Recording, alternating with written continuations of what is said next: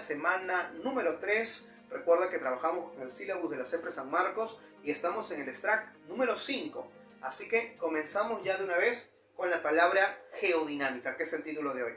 Vamos a comenzar con esta palabra que se llama geodinámica. La geodinámica justamente viene del término geo, que significa, tú sabes obviamente qué significa tierra. Y la palabra dinámica significa ¿qué cosa? Fuerza, movimiento, poder. Entonces, profesor, etimológicamente significa es la fuerza o es el poder ¿de quién? De la tierra. Pero, ¿fuerza o poder de qué? Por ejemplo, podría ser la pregunta. Sencillo. Mira, el mundo, chicos, está conformado por grandes rocas. Imagínate una roca más grande que todo Sudamérica. Esa roca grandota se le llama placa tectónica. Y así como esa placa tectónica, existen muchas más sobre la Tierra.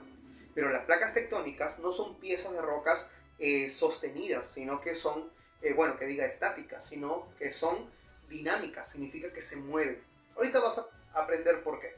Pero las placas tectónicas en el mundo, chicos, están en constante movimiento. Entonces, a veces una de ellas colisionan y empiezan a deformarse.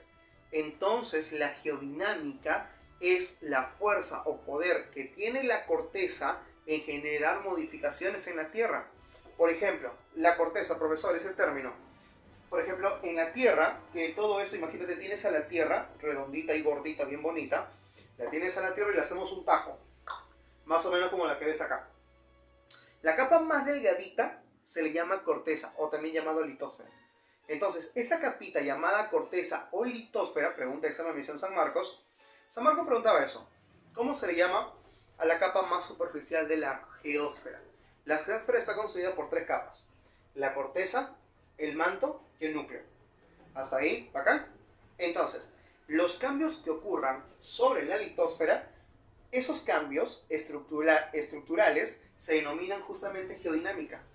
La geodinámica, geo, tierra, dinamos, poder, es la fuerza o poder que tiene la Tierra en generar modificaciones, en formar relieves o modelar relieves sobre la corteza. ¿Entendiste? Mira, para hacerlo más sencillo, vamos con el concepto. Dice acá, es una ciencia geológica. No es una ciencia geográfica, ojo. Es una ciencia geológica. Revisa nuestro extract número 1 para que sepas la diferencia entre geografía y geología. Dice que estudia los movimientos y cambios estructurales de la corteza. O sea, esto es nuestra corteza, esto es nuestra litosfera. Imaginemos, ahorita pues nos encontramos en la parte occidental del Perú, nos encontramos en la costa, y es normal ver, por ejemplo, tus cerritos. ¿A tus cerritos cómo le llamas? Las famosas, ¿qué cosa? Lomas, que forman parte de algo llamado estribación andina. Entonces tu estribación andina, tu elevación, tu cerrito, la encontramos ahí, pero también encontramos un gran montículo de arena, que es el desierto. Ponte, y nos vamos al borde del continente, a eso se llama litoral. Y podemos estar en una parte muy elevada, eso es un acantilado. O podemos encontrar, por ejemplo, entradas del mar, que pueden ser bahías, pueden ser chiquititas como las famosas caletas, o grandotas como las penínsulas, o más chiquitas como las puntas y los cabos. Profe, ¿qué es eso? No te preocupes por ahora, lo vamos a ver eso en la semana número 4, así que te espero en los siguientes extracts. Ahora, lo que quiero que entiendas primero, chicos, es que esto que he dibujado es la parte superficial, donde nos encontramos todos. Y todo lo que venga a modificar este relieve se denomina geodinámica. Por ejemplo, tú la ves bien bonita acá, o sea, acá tú la ves plana. Pero ya te he dicho que ya no es plana, tiene sus formas, por ahí bien escondidas, pero tiene sus formas, ¿cierto? Por ejemplo, acá nosotros vemos esas formas. Mira, las fuerzas internas vienen, recuerda que te decía, teníamos una placa tectónica, imagínate que hay una placa, y mis dos brazos son otras dos grandes fuertes placas tectónicas. Y estas placas tectónicas presionan a una, la presionan, y terminan elevándose, formando cordilleras, o formando de repente estribaciones andinas, otro tipo de relieves que ahorita vamos a ver.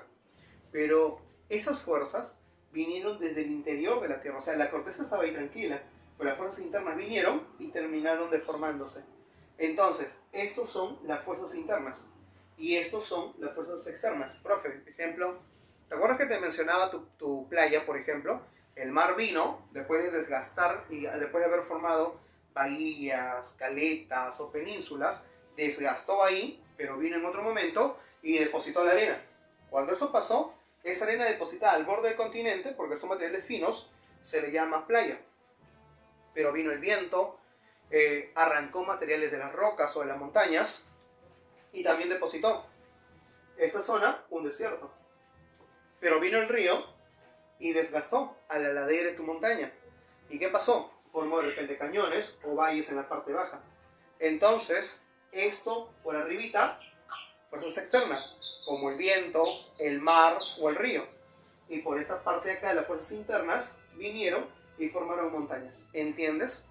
La geodinámica es un conjunto de fuerzas que actúan y generan cambios sobre la litosfera. Y se dividen en dos, las fuerzas internas y las externas. Ahora, no vas a ser tan simplista, pues, porque si tú le dices fuerzas internas y externas, es muy sencillo, muy simple. Hay que usar sinónimos porque eso de ahí nos puede generar problemas en un examen de admisión. O sea, personalmente, chicos, lo peor que te puede pasar en un examen de admisión es saber la respuesta, pero no poder contestarla porque no sabes los sinónimos. Ahí hay un problema. Eso simplemente significa que todavía te falta leer más, pues, ¿ya? Pero mira, las fuerzas internas también le puedes llamar geodinámica endógena. Y a las fuerzas externas se le tiene que llamar geodinámica exógena. Entonces no te olvides, a las externas, geodinámica exógena, climática y geográfica. Profe, ¿por qué climática? Porque los factores climáticos también afectan a la superficie de la Tierra. La temperatura, por ejemplo, generando meteorización, lo vamos a ver en la semana 4. O, por ejemplo, la geográfica, con los ríos o los mares, que también forman modulaciones sobre la Tierra. Y la geodinámica endógena son fuerzas constructoras. Son fuerzas que forman relieves en la misma Tierra. Entonces, encontramos, chicos, dos fuerzas, no te olvides, las externas, que se llaman geodinámica exógena, climática y geográfica. Las internas, que se llaman geodinámica endógena, tectónica o geológica. Profe, ¿por qué tectónica? Porque estas fuerzas internas venían por la deformación de placas tectónicas, ¿te acuerdas? Y geológica porque la fuerza es interna. Así de fácil. Ahora, las fuerzas endógenas son fuerzas constructoras en donde, obviamente, en la litosfera, en la superficie. Entonces estas fuerzas internas vienen y generan tus elevaciones, tus cordilleras o tus cerritos. Entonces, profesor, mi cerrito ha sido formado por fuerzas endógenas o geodinámica endógena, sí. ¿Ya? Ahí tienes tu cerrito. Entonces son fuerzas constructoras. Pero lo que ya se formó, como te dije al comienzo, son los ríos, el viento o el mar, quienes vienen y cambian esa superficie.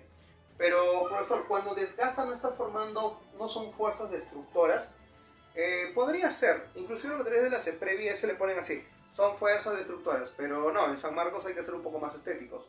Y por eso le decimos, porque cuando viene el río, lo que está haciendo, ¿qué cosa es? Está desgastando esta parte de la ladera.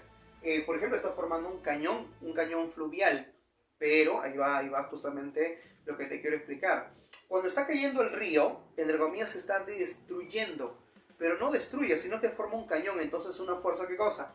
Es una fuerza modeladora, que puede formar por los vientos los desiertos, por la deposición de las olas del mar, las playas, por la destrucción de los ríos, las cataratas, o por el caso del mar, como lo que son los acantilados o bahías.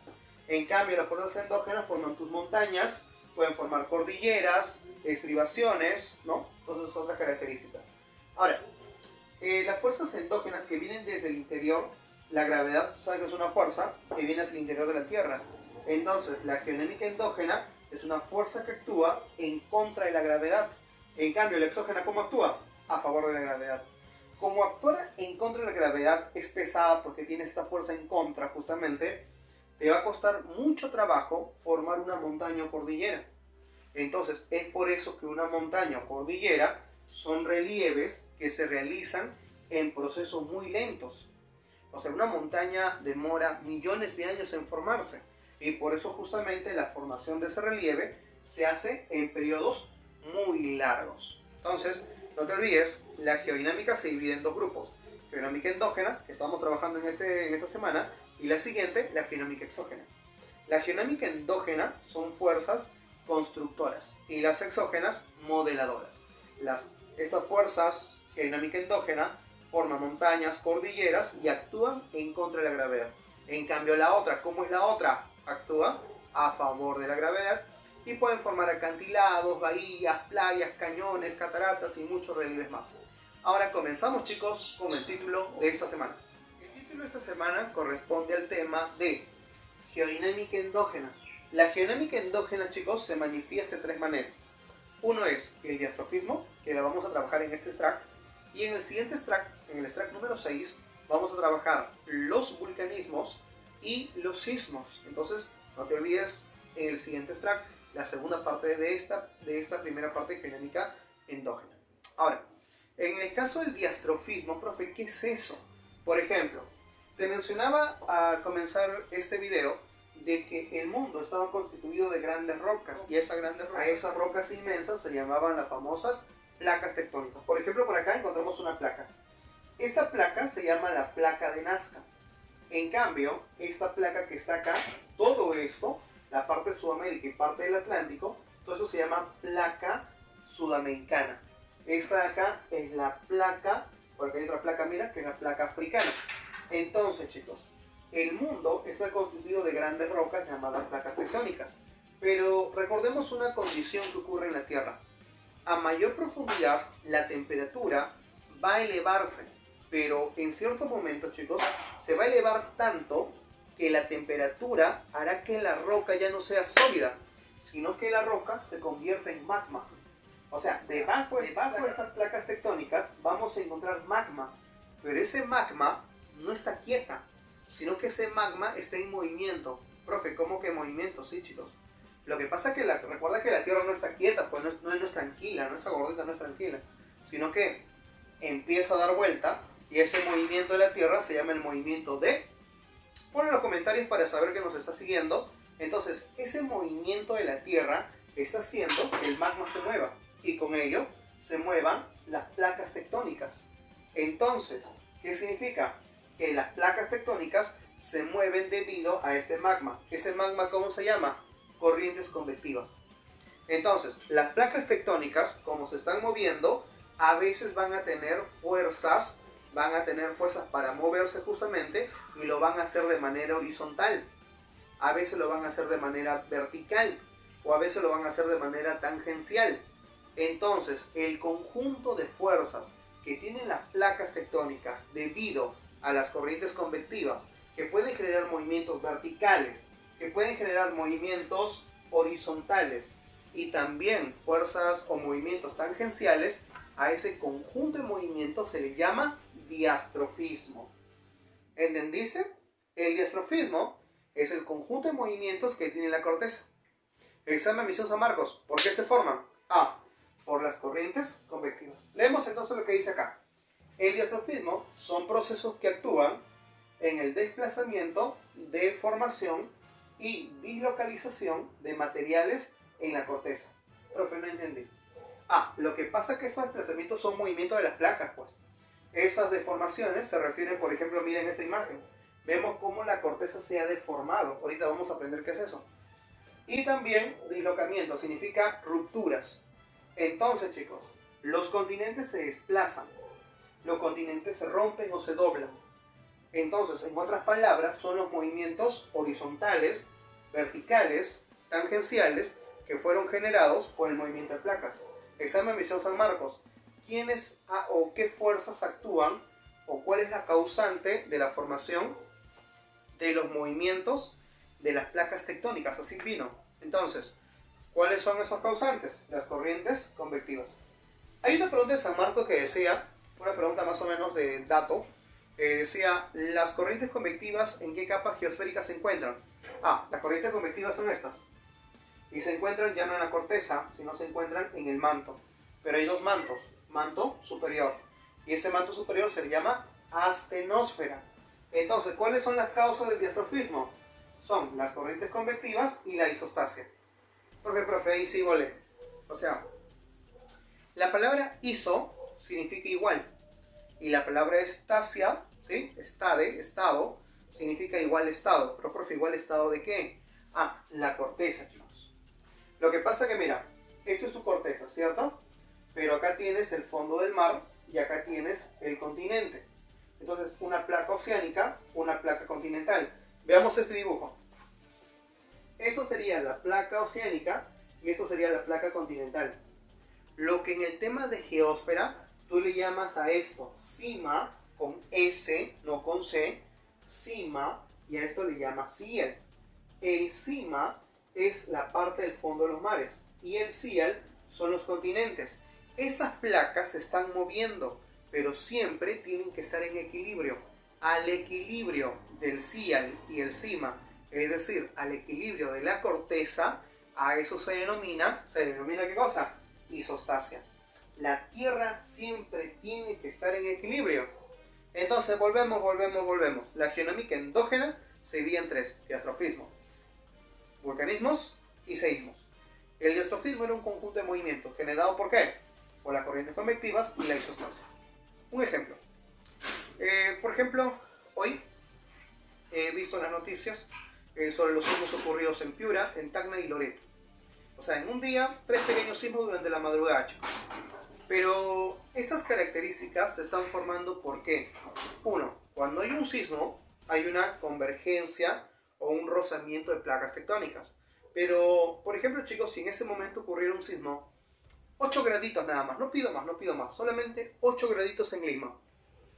Después de ese sismo de 8 grados, donde epicentro acá en Lima, no de repente en tu distrito que me estás viendo, de repente, no sé, en San Juan de Lurigancho, un terremoto en San Juan de Lurigancho, imagínate, después de ese sismo, la pregunta es, ¿tú quererás entrar a tu casa? Ponte que tu cuarto esté en el tu habitación esté en el cuarto piso y dejaste, no sé, tu celular por los nervios. La pregunta es, ¿irás en ese mismo instante? No, porque tú sabes que después de un gran sismo, lo que viene son las réplicas. Entonces, esas réplicas, cuando alguien te pregunta, oye, ¿pero por qué ocurrieron?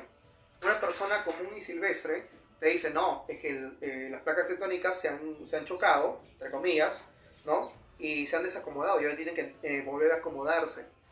Ese término que lo acaban de decir así, sin ningún estudio geofísico, geológico, nada, es verdad. Las placas tectónicas, cuando ocurren grandes sismos, después de eso van a buscar el equilibrio, o sea, van a buscar la isostasia justamente. Ahora, te dije que este conjunto de movimientos se dividía en dos importantes: movimientos verticales y movimientos horizontales. A los verticales se le llaman epirogénesis y a las horizontales se le llaman movimientos orogénicos o movimiento orogénesis, ¿sí? A ver, los movimientos epirogénicos, dice, son movimientos lentos, sostenidos y verticales, que forman corteza o pueden formar continentes, escudos continentales y tablazos. Profe, no entiendo. Imagínate, tengo dos placas. ¿Te acuerdas que cuando hace rato agarraba el papel y nosotros generamos fuerzas horizontales, se formaban montañas y cordilleras? Ya, eso son las fuerzas orogénicas. Las fuerzas orogénicas, dice, son movimientos horizontales, que producen en la litosfera donde sufren deformaciones. O sea, a veces vamos a generar fuerzas horizontales y se deforma. Esto es orogénesis. En cambio, una epirogénesis no pasa eso. Dos placas vienen frontales de repente y una empieza a levantar a otra. Y se levanta en algunos sectores. Pero mira, se está levantando sin deformación. No son como las montañas que se deformaban. Cuando la parte de los continentes se levanta sin deformación, esos son movimientos verticales. Y eso se llama movimientos epirogénicos. Y justamente ese movimiento es lento. En cientos de años solamente sube, me parece, 25 centímetros. Entonces, entenderás de que son movimientos lentos. Sostenidos porque son constantes. Y verticales porque pueden ascender o descender también. Ahora, pero cuando ascienden, forman nuevos espacios, como continentes. Pero también pueden formar escudos continentales. Profe, eso sí no entiendo. Imagínate un suelo. O sea, si yo agarro una muestra de este suelo ahorita y de repente hago un hueco, no sé, de 50 metros y saco esa muestra de suelo, ¿cuál será más antiguo? ¿El que está en la parte superficial o que está en la parte profunda? Y la respuesta es la parte profunda. En la parte profunda, esas rocas son más antiguas. Entonces, a mayor profundidad, mayor antigüedad del suelo. Porque el suelo se va formando cada vez en capas, de millones de años. La presión de la tierra hace que muchos de esos suelos se vuelvan sólidos. ¿Hasta ahí va acá? Ya. Hay partes del mundo donde el continente se ha levantado tan rápido de que no ha tenido tiempo la Tierra, entre comillas, para generar un modelamiento en esa roca. Significa que ya de antemano son rocas muy antiguas, que se formaron desde épocas muy antiguas. Entonces, a lo que voy, chicos, es que un escudo continental es una parte de la corteza donde la misma superficie tiene ya rocas antiguas, que deberían estar en zonas muy profundas, pero no ha sido posible porque ha tenido un levantamiento sostenido esa parte del planeta. Ejemplo, los escudos brasileños, ejemplo, los escudos en Canadá. Estos suelos datan desde el Carbonífero, que es una era geológica que se maneja para la Tierra, ¿sí? Otro también, los tablazos. ¿Te acuerdas los tablazos? ¿Sabes qué es un tablazo? Eso todavía lo vamos a hablar, chicos, en la semana número 7, 8, creo que se llama Geomorfología Peruana. Pero hay partes de la costa norte, por ejemplo, que es un acantilado. Recuerda que un acantilado es una zona elevada entre el continente y el mar, ¿no? Pero se está levantando, levantando, levantando. Pero se levanta de manera, ¿qué cosa? Vertical y sin deformación. Acuérdate esa característica.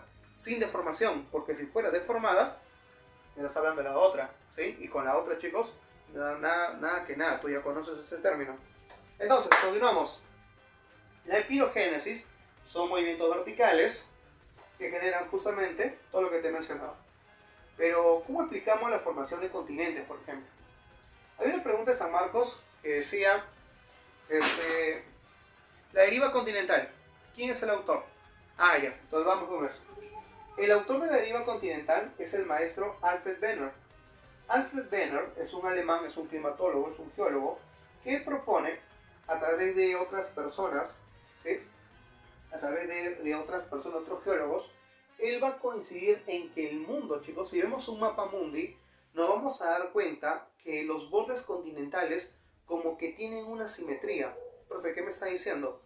Que parece, por ejemplo, que Sudamérica y África fueran piezas de rompecabezas que pudieran juntarse y unirse. Entonces Alfred Wegener la piensa y dice, oye, ¿y si el mundo no siempre fue como lo conocemos? O sea, si el mundo no siempre tuvo continentes separados, sino que alguna vez todo fue junto. ¿Y eso cómo le llamamos? ¿La famosa qué cosa? La famosa Pangea. Entonces, Alfred Wegener, en su libro llamado La expansión de continentes y océanos, él nos propone de que el mundo ha sido antes un solo continente. Profe, pero ¿cómo se le ocurrió eso? Uno, vamos a poner, porque cuando estos chicos, estos se proponen ante la comunidad científica internacional, Alfred Wegener va a quedar como un loco. La comunidad científica le va a decir, oye, pero ¿cómo es posible que pensemos de que el mundo está conformado por, que el mundo ha sido uno solo y hoy se ha separado? O sea, eso es imposible. Pero Alfred Wegener, chicos, le va a dedicar toda su vida a proponer esa teoría. Y él va a dar pruebas geográficas. ¿Cuáles son las geográficas? Las que te mencioné hace rato. Que tenemos a la Tierra, diferentes continentes que parecen piezas rompecabezas, y con eso podemos generar ahí, ¿qué cosa? Que eso es una prueba geográfica. Las muestras que vemos ahí no son coincidencias. Pruebas geológicas, ¿a qué me refiero con eso? Por ejemplo, encontrar montañas o cordilleras que datan de cierta edad, de cierta composición, pero en continentes totalmente separados. Profe, ¿eso es posible? ¿Sí? Por ejemplo, la cordillera de los Andes, que viene de Venezuela, Colombia, Ecuador, Perú, Bolivia, Argentina y ese país que está ahí abajo de nosotros, obviamente el Perú también, viene entonces de Venezuela hasta el sur de Sudamérica. Profe, pero la cordillera de los Andes termina ahí. No, viene el Océano Atlántico, pero parte de esa cordillera continúa en la Antártida. Y datamos de los mismos tiempos, de las mismas eras geológicas, de la misma composición. La Antártida está llena de recursos naturales. Entonces, ahí vemos una prueba geológica. ¿Cómo es posible que dos cordilleras, o en algunas ocasiones, tipo de rocas, que son de la misma edad y composición, pero extremos y separados por todo un océano? Pues tenemos esa característica. Paleoclimáticas. Se refiere a que vamos a encontrar climas o microclimas parecidos en el borde de continentes separados por océanos. Imagínate un microclima en Brasil y un microclima en África, parecido, con las mismas condiciones. ¿Y el clima qué determina? Flora. Paleontológicas. Hemos encontrado pruebas de plantas o animales que datan de la misma edad y de la misma especie, de las mismas características, pero separados por continentes. Imagínate, no sé, un animal como no sé, como el tigre diente de sable, imagínate en África, y algo parecido en Sudamérica. ¿Cómo es posible? ¿O es que el tigre sabía nadar? O sea, es una opción, pero obviamente no es la lógica. Justamente esta parte va a apoyar mucho a la teoría de Darwin, ¿cómo se llama? A la evolución de las especies. ¿Por qué? Porque la pregunta es, por ejemplo, ¿no? Si no tenemos una especie cuando evoluciona, todos deberían evolucionar de la misma manera. Pero ¿por qué todas las especies de un mismo individuo, por así decirlo, es distinto? Las tortugas, por ejemplo. Porque hay tortugas de diferentes características, marinas, terrestres, pequeñas o grandes. Entonces, esta teoría apoya eso. Porque si antes estos animales estuvieron juntos en un solo lugar, pero las placas tectónicas se separaron, los animales que fueron separándose a través de millones de años fueron evolucionando bajo las características climáticas y de los recursos naturales que había en esa nueva modificación de las placas tectónicas. Con eso apoya esta teoría a que las especies fueron evolucionando de manera distinta por la situación geográfica en la que se encontraban. ¿Entendiste lo que te acabo de decir? Si es eso, bacán. Entonces, todo esto, chicos, se propone ante la comunidad científica. Dice, muy bien, maestro Alfred Wegener, acaba de demostrar que el mundo está conformado por grandes placas tectónicas. Pero, chicos, parece bonita, ¿no? Parece completa, parece que ya el maestro lo logró, Alfred Wegener, era lo máximo. Pero hay una pregunta que destruye esa teoría. La pregunta es, ¿por qué se separaron? Ya, muy bien, está comprobado. Las placas tectónicas se separaron, hay pruebas, le dedicó toda su vida a esto, chicos, ¿ah? El maestro, lastimosamente, no pudo responder a la pregunta de por qué se separaron los continentes. ¿Sí? Lastimosamente, chicos, nunca lo pudo demostrar. Ahora, la Pangea se va a dividir en dos. Hacia el norte va a salir un gran pedazo, mira más o menos la Pangea. No vayas a pensar tampoco que Pangea es el único macrocontinente o supracontinente. Han habido continentes de otras formas antes de Pangea, pero la Pangea es la última división más grande que se tiene, ¿sí? La Pangea, que es todos los continentes, y Pantalasa, que son todos los océanos. Cuando Pangea se separa en dos, sale la Eurasia hacia el norte y Gondwana hacia el sur. O sea, un continente muy grandote hacia el norte, la Eurasia, y hacia el sur Gondwana. En el medio vamos a encontrar el famoso mar de Tetis. ¿Ya? Del norte, de la Eurasia, va a salir Norteamérica, va a salir Groenlandia, que es la isla más grande del mundo, y Eurasia. Eurasia es la fusión de dos continentes, Europa y lo que es Asia. Pero Europa y Asia son dos continentes políticos, pero Eurasia es un continente geográfico. ¿Qué es un continente geográfico? Es un pedazo de roca inmenso separado por mares y que es un continente político. Esta grandota está separado por condiciones políticas, sociales, culturales y cosas como esta. Entonces, espero que entiendas ahí la diferencia. De Gondwana, Sudáfrica, va a salir, por ejemplo, Sudamérica, que es la parte sur, obviamente. Y vamos a encontrar también a África y vamos a encontrar también a la India. Pero en la India, chicos, no decía el profesor que la India es de Asia, porque Gondwana, ¿no? Ah, bueno, lo que pasa es que la India es un pequeño fragmento de Pangea que se fue arrastrando, no le digas, que se fue arrastrando y colisionó ¿con quién? Colisionó con la placa eurasiática. Entonces es por eso que ya vamos a encontrar sismos, y ahorita te voy a explicar un poco. Pero quiero que entiendas que la India sale de Gondwana y después colisiona con Asia. Tenemos Australia, que es el lugar más grande de toda Oceanía, y encontramos a la Antártida, que también es un continente. Ojo, la Antártida sí es un continente y encima está congelado. No es como el Ártico solo es un pedazo de hielo en el norte, es distinto. ¿Sí? Pero chicos, la teoría de la deriva continental propuesta por el maestro Alfred Wegener, donde nos propone que Pangea se divide en la Eurasia y Gondwana y después salen los continentes que hoy conocemos, no es la única teoría de la formación de continentes, sino que también vamos a encontrar otras teorías, como la expansión oceánica. Por ejemplo, en el fondo de los mares encontramos una zona por acá que se llaman los zócalos. Después encontramos el talud y todo el fondo marino. Pero Harry Hess va a proponer, por ejemplo, de que las placas tectónicas, o sea, esta persona va a proponer una teoría.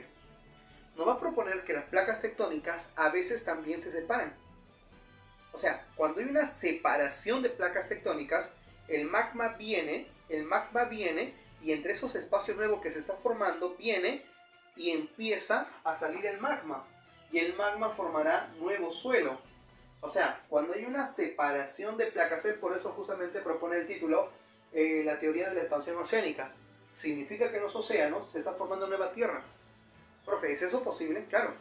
Lo que pasa es que las placas tectónicas se separan, el magma sale, se forma nuevo suelo, nuevo continente, se forman nuevas rocas y las placas cada vez se están separando. Pero, profesor, ¿eso no significaría que están formando volcanes?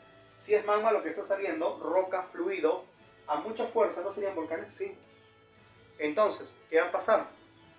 El magma sale, se solidifica, obviamente las placas tectónicas en el fondo del mar ya no van a volver a su mismo estado, sino cada vez se van a separar y no hay un volcán. Hay millones de volcanes en el océano.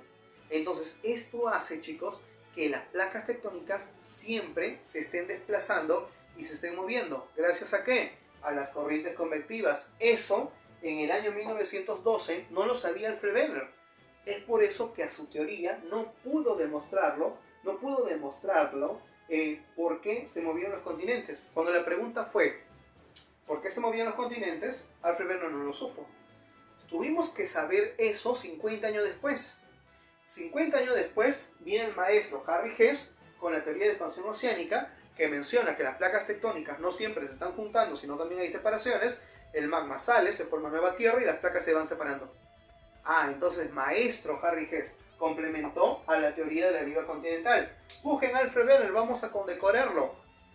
Lastimosamente, chicos, Alfred Wegener murió sin saber que había hecho una gran teoría. Lástima por el maestro Alfred Wegener, pero Harry Hess pudo contestar esa pregunta 50 años después. Bueno, ¿no?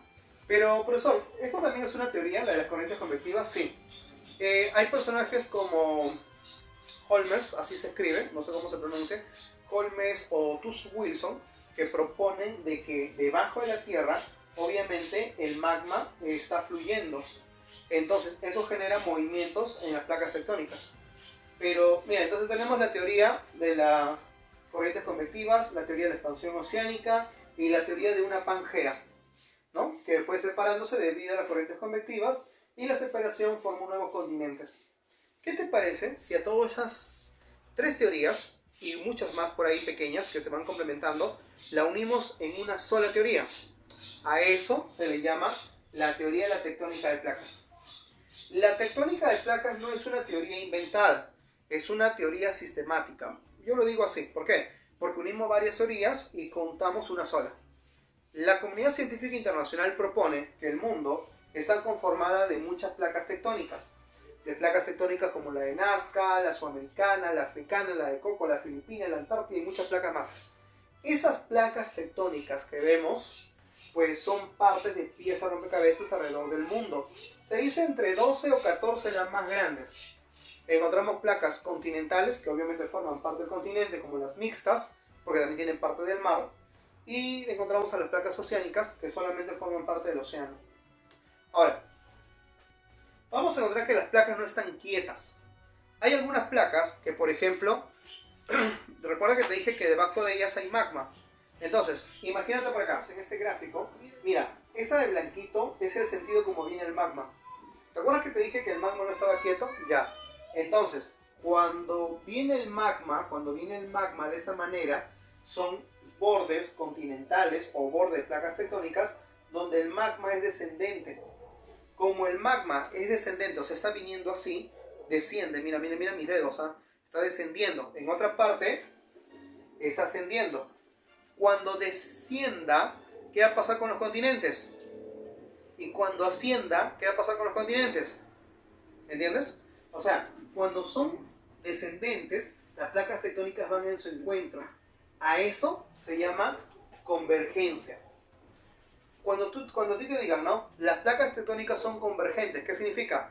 Que las corrientes convectivas son descendentes y las placas tectónicas se están juntando y están colisionando.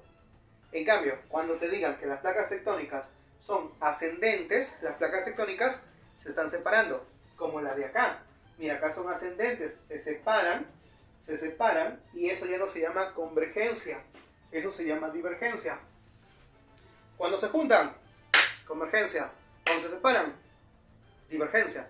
Se juntan porque las corrientes convectivas son descendentes y cuando son ascendentes se separan, divergencia. En una divergencia vamos a encontrar que las placas se separan, el magma sale y se forma una pequeña montaña o montañas o cordilleras en el fondo del mar. A eso se llama dorsal. Eso se llama dorsal, pero es una zona que se está... Imagínate una línea horizontal. Cuando hay una separación y un elemento se va escapando de esa línea horizontal, a eso se llama zona de obducción. Entonces, escucha. Cuando nosotros encontramos una divergencia de placas, encontramos una zona de obducción. Es un levantamiento de ese plano. Ahora, esa nueva roca que se está formando como montañas y cordilleras submarinas se le llama dorsales. Es nueva tierra que antes no existía. Entonces se le llama zona de abducción o también bordes constructivos. ¿Sí? Ahora, esa dorsal, la dorsal más larga del mundo es la dorsal mesoatlántica, que se forma entre la separación de la sudamericana con la placa africana. ¿Entendiste? Ahora, la dorsal mesoatlántica, ahorita es así chiquita, pero recuerda que son volcanes submarinos, seguirá creciendo, hasta algún día formar una isla. Significa que las islas se forman justamente del fondo de los mares por actividades volcánicas. No creo que hayas pensado que una isla es un pedazo de tierra flotando en el mar. No creo, ¿cierto? Ya, muy bien. Ahora, cuando las placas tectónicas vienen, por ejemplo en esta imagen, vemos a la placa sudamericana y vemos a la placa de Nazca. Pero mira, hay un hundimiento muy grandota. Estos hundimientos se llaman fosas. Estos hundimientos, en esta convergencia, esto se llama zona de subducción. ¿Cuál es la diferencia con una zona de subducción? Las placas vienen, como la de Nazca, que subduce a la sudamericana. La de Nazca subduce a la sudamericana. ¿Por qué? Ponte, acá está la sudamericana, acá está la de Nazca. La de Nazca la hunde a ese... Acá vemos a la sudamericana, acá vemos a la de Nazca. Entonces la de Nazca la hunde. Y eso se llama subducción. La subducción es el hundimiento de placas. Pero, profesor, ¿por qué? Porque la placa oceánica es más densa que la placa sudamericana. Profe, ¿y por qué es más densa? Porque es más profunda. Como es más profunda, es más densa, más fuerte, y por eso la hunde justamente. Pero eso es porque es oceánica y la otra es continental.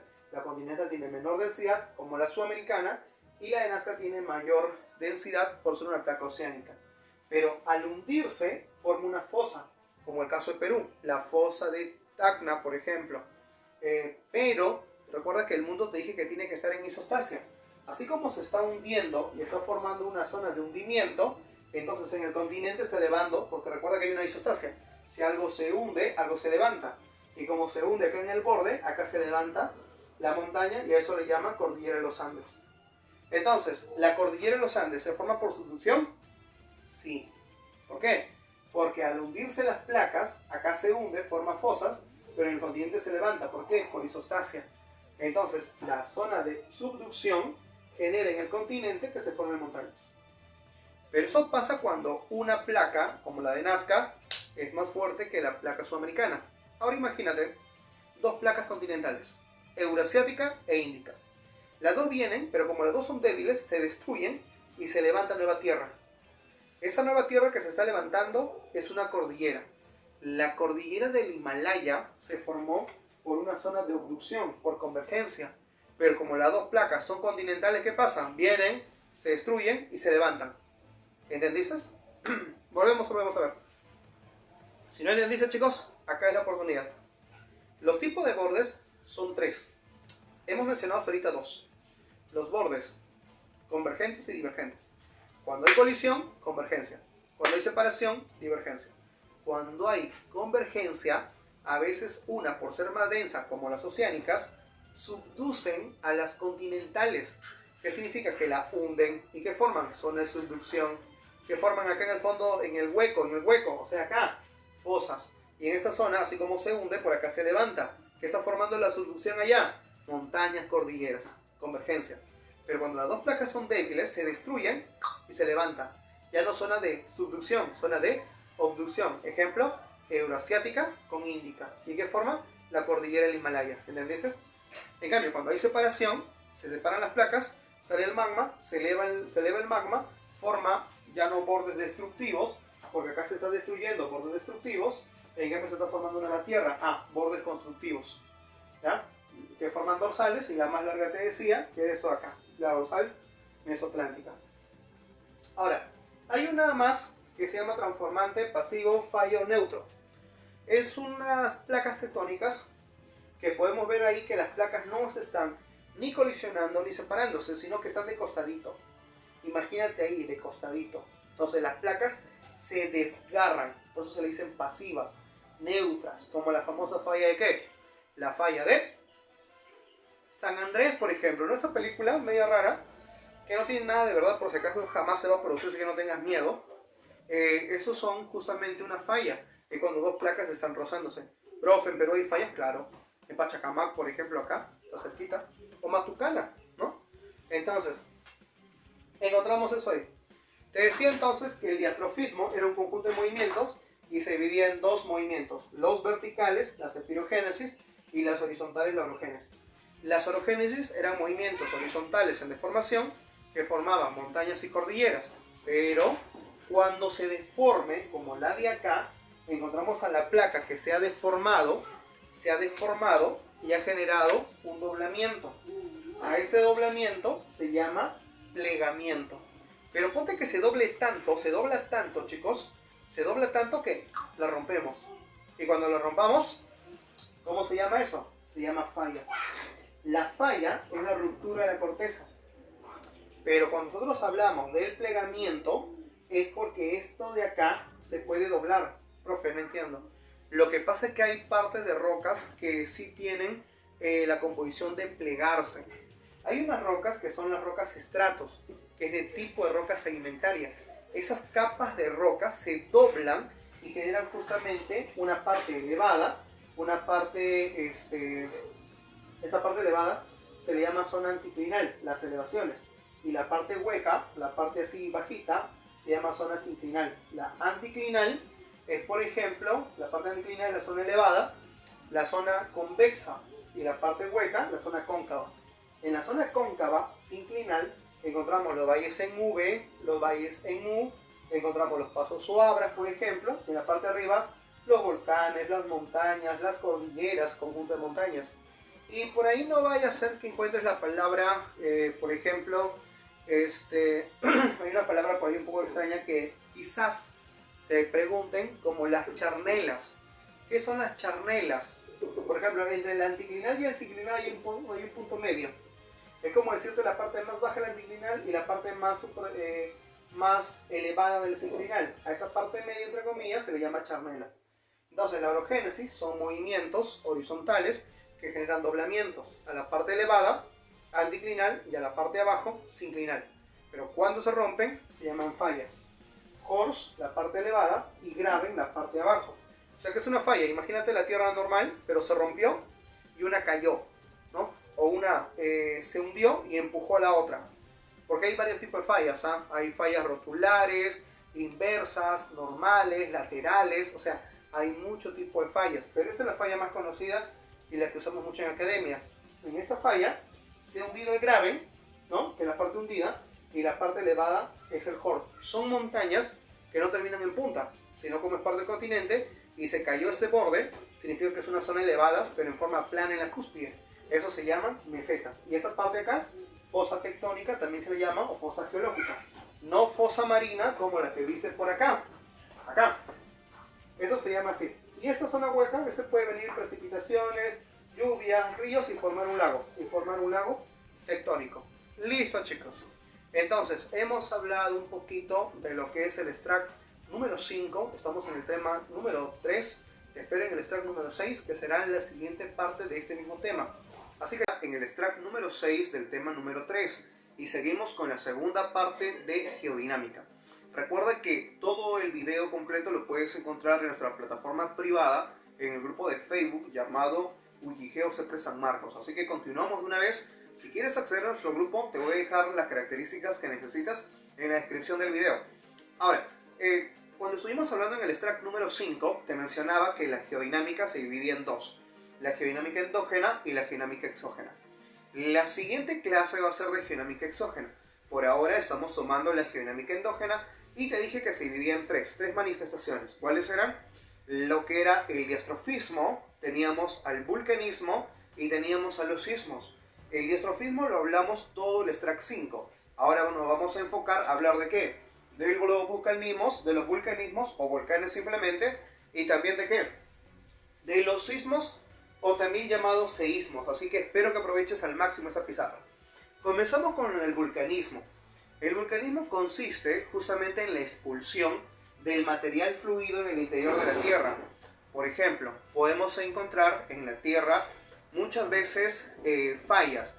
Recordemos que las fallas eran rupturas, y cuando hay esas grietas, cuando hay esas fracturas o cuando hay esas grandes fallas, como se denominaba al comienzo, vamos a encontrar que el magma que está en el interior de la Tierra, recuerda que la Tierra está en movimiento y eso genera corrientes convectivas. ¿Y te acuerdas que las corrientes convectivas eran movimiento de magma debajo de dónde? Debajo de la superficie. Ese material sale expulsado y eso se denomina vulcanismo. Los volcanes se pueden formar de dos maneras importantes. Uno puede ser como el ejemplo que te acabo de mencionar, dos placas tectónicas vienen, te acordarás de la subducción. ¿Te acuerdas de la subducción? La más poderosa, la más fuerte, subducía a la otra placa, y recuerda que la placa de Nazca hacía el papel de la subducción y hundía la placa sudamericana. Pero recuerda la isostasia, era el equilibrio de la corteza. Si acá la hundes, ¿qué pasa cuando la hundes? En el otro lado, ¿qué cosa? Se levanta, pero a mayor hundimiento, mayor levantamiento. Y va a haber tanta fuerza que en un momento la placa no soporta y se rompe y genera una fractura. Y esa fractura hace que el magma pueda expulsarse. Es por eso que la fosa más profunda de Perú la vamos a encontrar en el sur del país, frente a Tacna. Y justamente como hay una gran abertura ahí, hay también una gran fractura en esa zona. Por eso la mayor cantidad de volcanes la vamos a encontrar en el sur del país.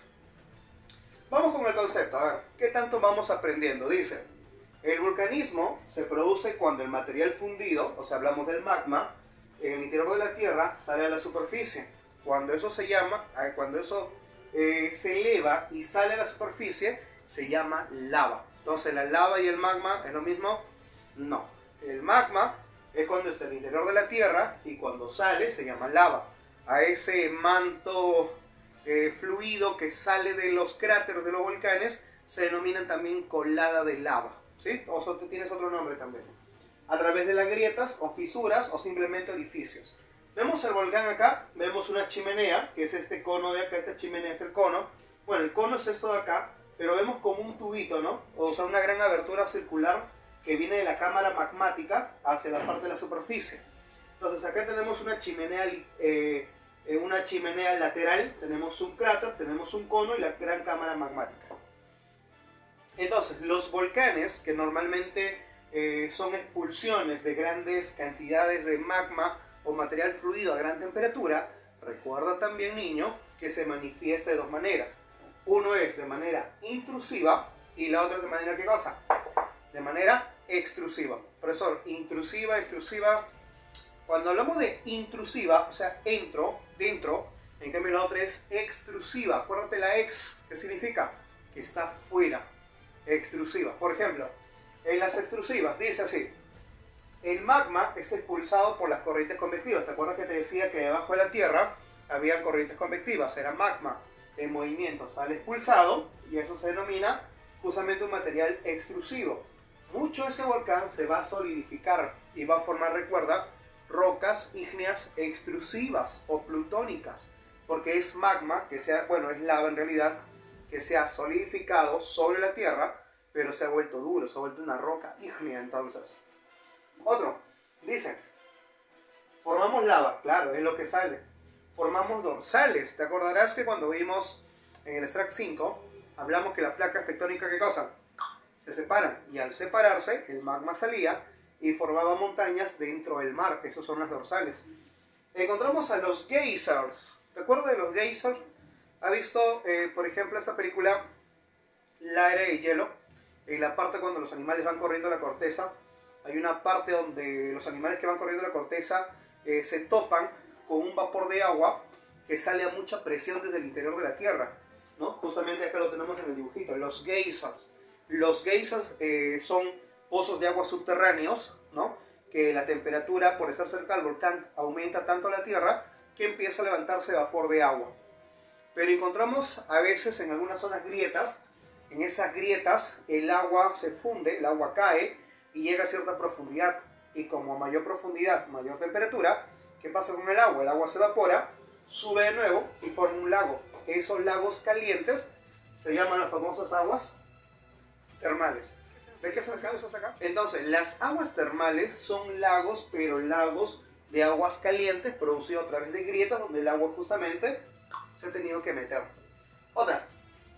Encontramos también a los volcanes, que obviamente es lo que estábamos hablando, las sulfatoras, fumarolas y piroclastos.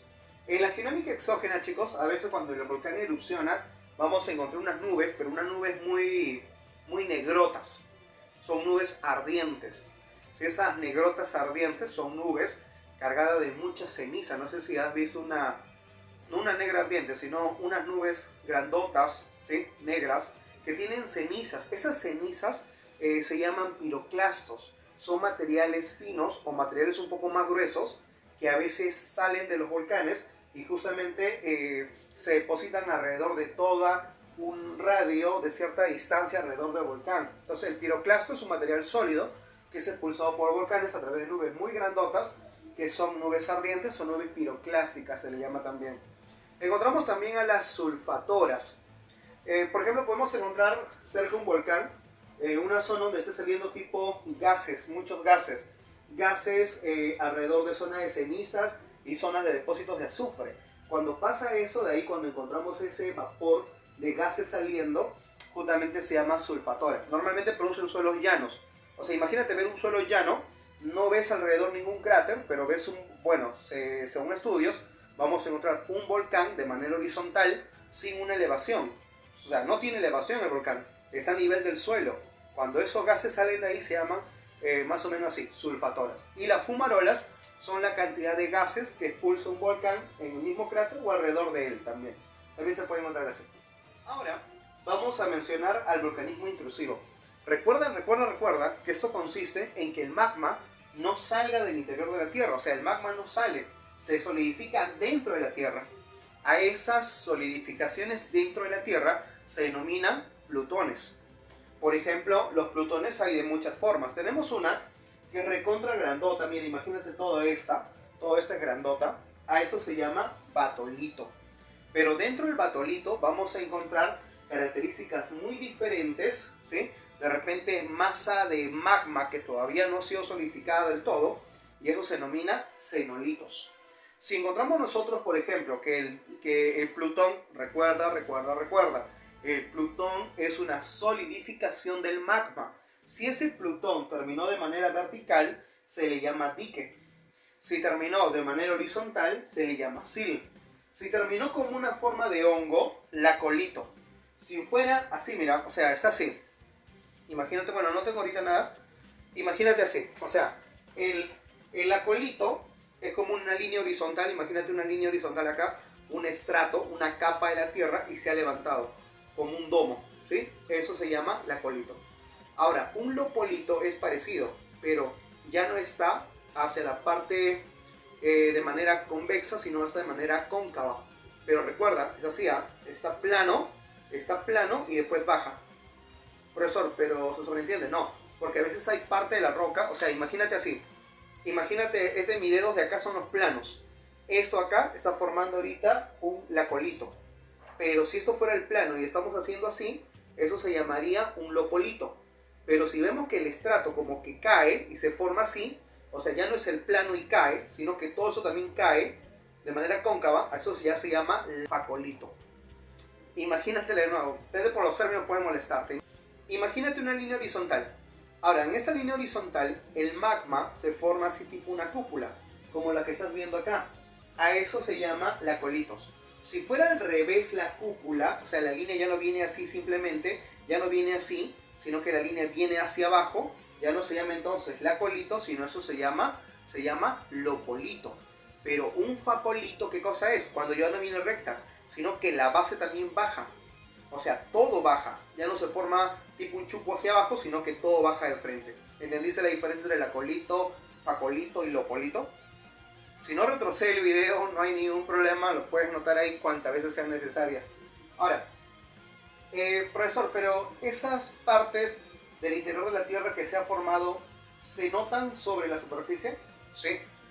¿Por qué? Porque esto se formó, ¿por qué? Porque el magma quiso salir por acá. El magma quiso salir pero no pudo. Y al no poder, ¿qué pasó? Imagínate así, tienes a la superficie, el magma quiere salir pero no puede. Entonces, ¿qué hace? Se abulta y arriba se eleva. Entonces puede pasar que tu cerrito se haya formado no por de repente por un plegamiento en sí. O sea, sino porque se ha formado magma en el interior de la Tierra, quiso salir y al no poder se elevó con la superficie. Entonces, ahí también vamos a encontrar esto. De manera intrusiva encontramos a los diques, a los sil, cenolito, atolito, lacolito, lopolito, facolito. Son nombres medios extraños, pero que caballero, chicos, hay que aprenderlo. No vaya a ser que San Marcos nos ponga por ahí una pregunta datera, pero profe, San Marcos no es datero. Bueno, San Marcos ha demostrado que te puede preguntar de todo un poco, así que mucho cuidado con eso. Continuamos entonces con los seísmos o sismos. Siempre me topo con preguntas así. Profesor, ¿desde cuántos grados se le puede llamar temblor? ¿De cuántos grados se le puede llamar terremoto? ¿O es lo mismo? Siempre me preguntan eso.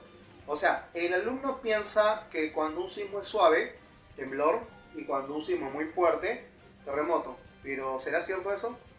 Y la respuesta es que no. No está establecido que de ciertos grados sea temblor o terremoto. Lo que pasa es que la gente común y silvestre piensa que si cuando se mueve la tierra y no hay daños, no hay desastres, temblor. Y cuando sí los hay, terremoto, y eso no es cierto. Según el Instituto Geofísico del Perú, se le puede usar como sinónimos. Ya, entonces no te preocupes en decir la palabra temblor o terremoto, porque las dos maneras está correcta. Así que por eso no tengas ningún problema. Miremos a la imagen ahora. Vamos a poder notar que encontramos un epicentro y un hipocentro. Esa palabrita es rara. Por ejemplo, bien es cierto que los sismos se pueden formar, por ejemplo, por una colisión de placas. Recordemos que los volcanes se podían formar de dos formas también. Podía ser una separación en divergencia cuando había fallas o cuando hay convergencia. Cuando dos placas vienen con mucha intensidad pueden desgarrarse tan fuerte que el calor, la temperatura y la densidad en los bordes continentales generen una expulsión de magma. Los volcanes también se pueden formar por convergencia y divergencias y también por fallas, obviamente, así que tranquilo con eso. Los sismos también se producen por algo parecido. Aquí en el ejemplo encontramos una falla. ¿Qué significa? Que antes esta parte de la corteza estuvo más arriba, era una sola, pero al romperse se generó una falla, una ruptura, y eso generó un dislocamiento o un desplazamiento de la corteza. Entonces cada desplazamiento que se forme generará ondas que se van a propagar desde el interior de la Tierra, y eso es un sismo. Esto solo es un ejemplo, ojo. Las fallas son generadoras de sismos, pero por ejemplo, ¿quién más puede generar sismos? Ejemplo, lo puede generar la convergencia de placas, como el caso de Perú. O recuerda que nosotros nos encontramos en el cinturón de fuego del Pacífico, la zona donde ocurre al menos 80-90% de sismos alrededor del mundo en todo el cinturón del Pacífico, la famosa circunpacífica, que se denomina así. Ahora, entonces te decía, también se puede formar por convergencias, por actividades volcánicas. Un volcán, cuando quiere erupcionar, la tierra vibra, se mueve, y eso ¿qué genera? Ondas sísmicas también. Entonces vamos a la definición. Los seísmos o sismos consiste en la vibración de la Tierra producida por la liberación de energía de manera espontánea, radical, causado por movimientos de la litosfera, como el caso de una falla. Cuando nace el sismo, a ese lugar se llama foco, o también llamado hipocentro. Pero el lugar perpendicular al foco, en el suelo obviamente, se denomina epicentro o también epifoco. Lo que se produzca acá abajo, chicos, a eso se llaman ondas profundas. Las ondas profundas vienen del interior de la Tierra y llegan a la superficie y se propagan desde acá. Cuando están acá arriba se llaman ondas superficiales. Por ejemplo, imagínate acá, imagínate en ese momento, chicos. Nos encontramos en ese momento al lado occidental del Perú. Imagínate que ocurra un terremotito de 8 graditos nada más. Cuando ocurre el sismo, la Tierra, tú vas a notar que la Tierra no tiembla de buenas a primeras, sino que por un inicio va a haber un sonido muy fuerte primero. Va a haber un sonido muy fuerte y después de ese sonido fuerte va recién a temblar la Tierra. Entonces, profe, ¿qué ha ocurrido? Lo que ha ocurrido es lo siguiente. Las ondas profundas, las primeras ondas que llegaron son las ondas P. Las ondas P no son peligrosas. ¿Por qué? Solo traen el sonido. Lo que pasa es que llegan más rápidas que las ondas S. ¿Pero por qué llegan más rápidas? Pues porque esto acá son ondas de presión, son ondas de compresión, son ondas de comprensibles. Lo que pasa es que las ondas, cuando nacen del hipocentro, a las rocas la comprimen y en otras partes se expanden. La comprimen y se expandan. Y eso hace que pueda pasar por cualquier estado de la corteza, que puede ser estado líquido, como el magma, sólido, como las rocas, o gaseoso, porque dentro de la Tierra también hay gases. Entonces pasa por esos estados sin ningún problema. Son más rápidas porque recorren casi todos los estados. Y cuando llegan a la Tierra generan un sonido. Por eso son las más rápidas. Se llaman también longitudinales o ondas primarias. Pero una vez que llegó eso al epicentro, las siguientes ondas que llegan, esas ondas sí generan sismos. Y esas ondas que sí generan sismos se llaman ondas S. Transversales o secundarias. Estas ondas ya no comprimen a las rocas, sino que se mueven de arriba hacia abajo en forma de S, por eso el nombre. Y estas son más lentas, porque solamente apunta a eso, porque no está puesto, solamente avanzan por materiales sólidos. Entonces cuando ocurrió el sismo, primero se escuchó el sonido. Ondas P, porque son rápidas, porque son comprensibles a la roca. Las ondas que traen el movimiento, esas ondas se llaman ondas S. Son ondas secundarias, son lentas, transversales, porque solamente pasan por estados sólidos. Con eso no hay problema, ¿cierto? Llegó a la superficie, llegó al epicentro. Una vez que llega al epicentro, se expande por todo un radio. Por ejemplo, imaginemos, tenemos el folleto número 1, chicos, de teoría de geografía. Ya cuando estamos en los materiales, ya cuando pases esta cuarentena, si alguien desea los libros, le hacemos la entrega personal. Ahora, imagínate esta la superficie. A veces has notado que los sismos se mueven como que de lado a lado, y en otras ocasiones has notado que el sismo como que se mueve de esta manera. Profe, no entiendo. Es que a veces tú has notado que los sismos, como que las cosas se mueven de un lado hacia otro, tiemblan pero de un lado hacia otro. En cambio a veces hay como que los sismos como que estuvieran zapateando, como que las cosas estuvieran saltando, ¿sí? Eso tiene explicación. Por ejemplo, cuando la Tierra se mueve de manera horizontal, no te preocupes, ¿sí? Se dice que no va a haber gran desastre, porque las ondas de la Tierra se están moviendo de manera horizontal. No hay un gran movimiento del cimiento de las viviendas. Esas ondas se llaman ondas Loft. Ondas Loft son ondas que se mueven de manera horizontal, se mueven sobre un plano horizontal en forma de cizañas, en forma de puntas, en forma de golpes. O sea, tienes a la Tierra, se mueve de un lado a lado. Justamente la Tierra hace eso. Las ondas Loft se mueven en un plano horizontal de un lado hacia otro. En cambio, las ondas Rayleigh no. Ahí sí ten cuidado. O sea, si se mueve costadito, no pasa nada. La cuestión es que cuando se mueva arriba hacia abajo, si se mueve hacia arriba hacia abajo, cuidado, son peligrosas. ¿Por qué? Porque mueven el cimiento de una casa, pues. Las ondas Rayleigh se mueven de esa manera. Entonces imagínate una casa que la tengas ahí bien bonita y se mueve la tierra así, al desacomodarse la arena, más en este desierto arenoso que es en Perú, y la casa termina yéndose hacia un lado, cuando cae se rompe en dos. O sea, eso pasa por las ondas Rayleigh. Las ondas Rayleigh ya no se mueven en forma de cizaña, ahora se mueven de manera elíptica. Ya no sobre un plano horizontal, ahora se mueven sobre un plano vertical. Eso vino en el examen de Misión San Marcos. Año 2015-16 preguntaba, el terremoto de Pisco, ¿qué tipo de ondas se formaron y sobre qué plano se movieron? Las ondas que se formaron fueron Rayleigh, se movieron de manera elíptica sobre un plano vertical. Pero los sismos, chicos, si ya sabemos que son vibraciones debajo de la Tierra debido a los movimientos de la litosfera, entonces lo vamos a medir con un aparato. Ese aparato se llama sismógrafo. El sismógrafo es un aparatito que genera el movimiento de la Tierra y lo va a medir a través de escalas. Tenemos la escala Richter, que es la más usada. Es una escala que mide la energía de la Tierra soltada en un momento. A eso se denomina también magnitud local. Normalmente lo usamos para escalas de magnitud hasta 5.5, 6 grados. Pero la escala magnitud de momento es una escala más exacta todavía, es una derivación en realidad de la escala Richter, pero hoy también se usa bastante. La escala de magnitud-momento también mide magnitud, por eso el nombre, al igual que el Richter, pero no solamente sirve para generar exactitudes a más de 6 grados, sino también se puede usar para escalas más pequeñas. Y ahí se toman otras consideraciones, dice, se toma para medir la magnitud del momento, que también va de 1 a 10. Ojo, Richter no significa que solo mide hasta 5, sino, o hasta 6, sino significa que por ahí normalmente es la exactitud. En cambio, esta acá es exacta para cualquier escala de 1 a 10. Recuerda que es en números normales, números arábigos se dice eso. Pero profe, obvio, no, porque la escala Mercalli modificada no mide en números arábigos, sino lo mide en números romanos. 1 significa que ha ocurrido el sismo pero nadie lo sintió, o se movieron las hojas o los árboles. En cambio, la escala 12 en magnitud, que diga en Mercalli modificada, significa destrucción total del pueblo, la ciudad.